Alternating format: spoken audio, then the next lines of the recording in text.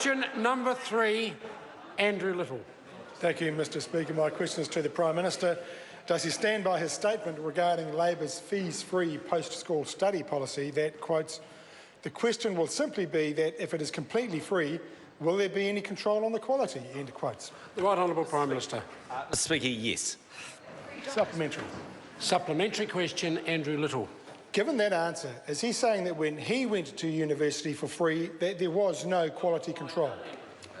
The Right Honourable Mr. Prime Speaker, Minister. there may well have been better control back then, but I tell you what, when Labor got into office and had the sort of policies they're advocating now, there is an explosion in low-quality part-time courses with very poor completion rates, and the member knows that's the case.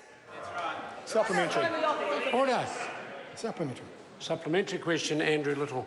Putting aside courses on homeopathy for pets and iridology which have appeared under his government, is he saying that it's a good thing that some people can't afford a qualification, even though that gives them a chance for the Kiwi dream?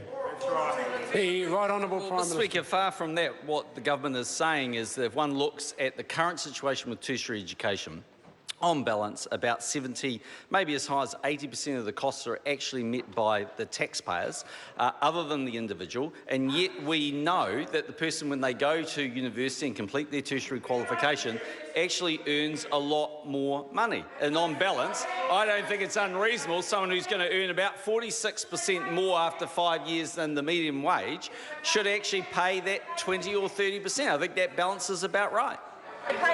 Supplementary. Supplementary question, Andrew Little. Doesn't he accept that it's just a little bit hypocritical for him, with his free education and no student debt, to claim that people who don't pay fees won't study hard?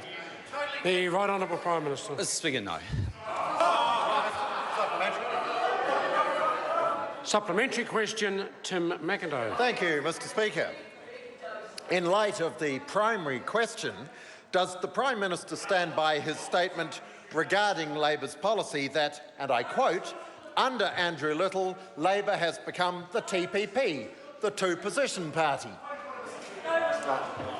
Point of order, Chris Hipkins. Point of order, Mr Speaker. While the question does in fact open up questions on Labor's education policy, it certainly doesn't open up questions on other aspects of the Labor Party policy, which that supplementary question was getting to. On this order, no, I need no further assistance. On this occasion, I agree with the point raised by Chris Hipkins. That question is designed to do nothing else but to attack the Labor Party. I do acknowledge that the original question did mention the policy in the first place.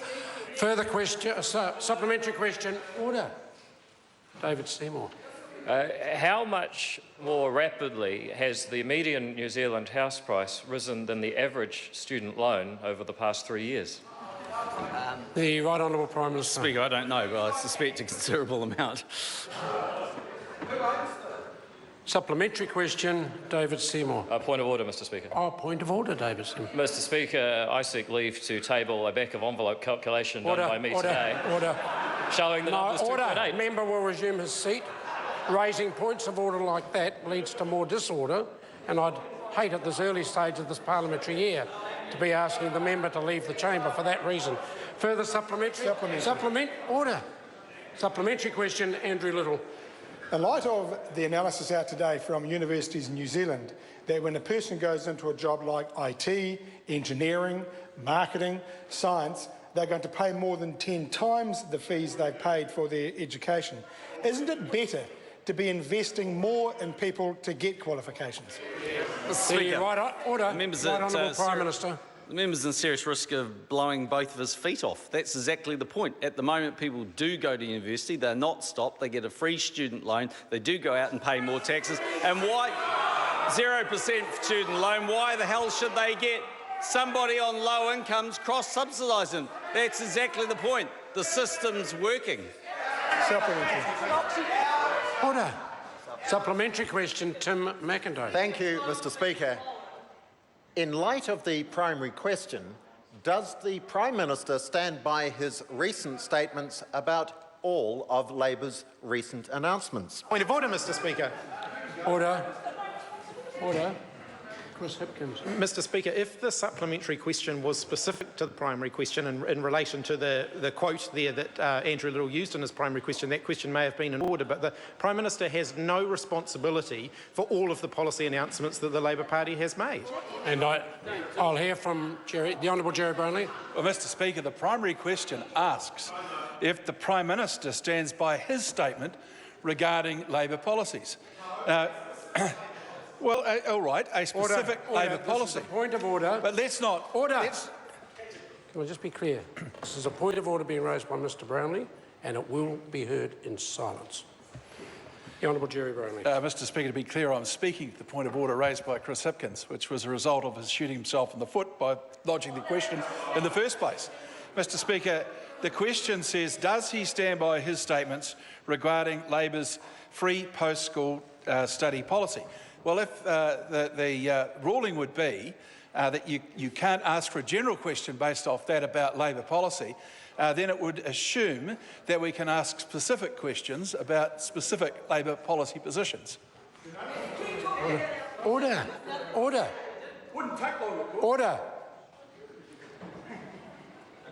If the Minister's keen to stay for the balance of question time, I suggest he also doesn't intercept. I'm going to allow this question. It was a very general question about the Prime Minister standing by his statement, as I heard it. But if in the answer I detect that it's being used simply as a means of attacking the opposition, I will be inclined then to close the answer down very quickly. The Right Honourable Prime Minister. Point of order, Mr Speaker. Point of order. Mr Speaker, partway through the Leader of the House's point of order, I expected you to either interrupt him or ask him to actually come to the point of order. If it is now legitimate for us to insult other members during points of order, we're happy to participate in that process. But why should one member be allowed to do it but not others? I don't need any assistance from either. Member might have noticed I did interrupt the Minister through his point of order, only because I was dealing with a number of interjections from this side. The point of order has been heard. My ruling's been given. I won't ask the question to be repeated, but I'll be listening very carefully to the Prime Minister's answer. If I see it leading down a path where it's simply attacking the opposition, I will then deal with it. The Right Honourable Prime Minister. Mr Speaker, yes, I do stand by all my statements. And in principle, Mr Speaker, I think it's worth recapping those, which is, at the moment, the taxpayer pays about 70 to 80% of a tertiary education of someone that goes on to earn, on average, a lot more in New Zealand. To me, that balance seems about right.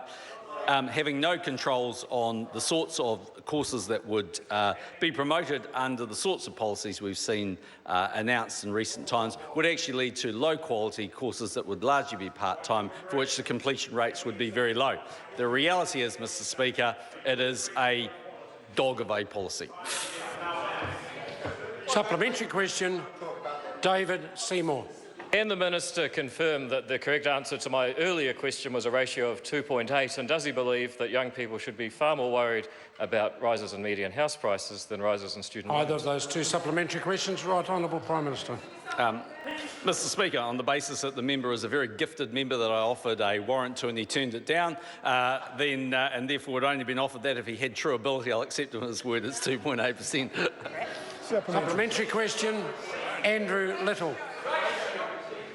Is the Prime Minister so out of touch with the real world that he can't see that student debt is a barrier to people getting post-school qualifications?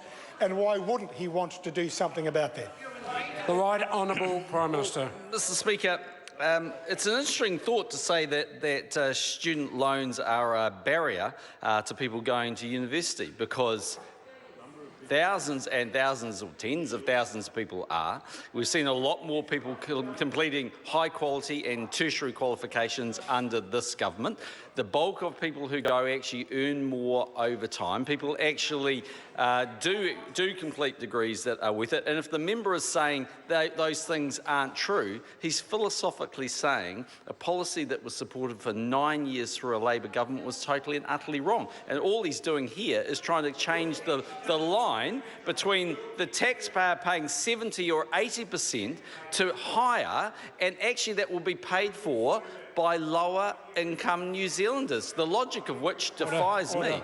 The answer's quite long enough. Supplementary. Supplementary question, Andrew Little. Isn't this the truth? That he's been penny pinching rather than investing in New Zealanders' future. He's locking New Zealanders out of the Kiwi dream, and only the Labour Party has the courage and the ideas to fix the problem. Order. The Right Honourable Prime Minister. Mr. Speaker, the truth of it is this is a policy that was announced on the Sunday, sunk faster than the Titanic. This is the party that told us all they care about is the TPP, but they know they're getting ripped apart on it and don't like it. Mr. Speaker, it's been a horrible start to the year for the Labour Party, hasn't it? Really horrible.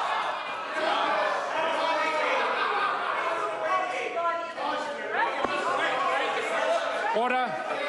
Order. Order. That's enough now. Question.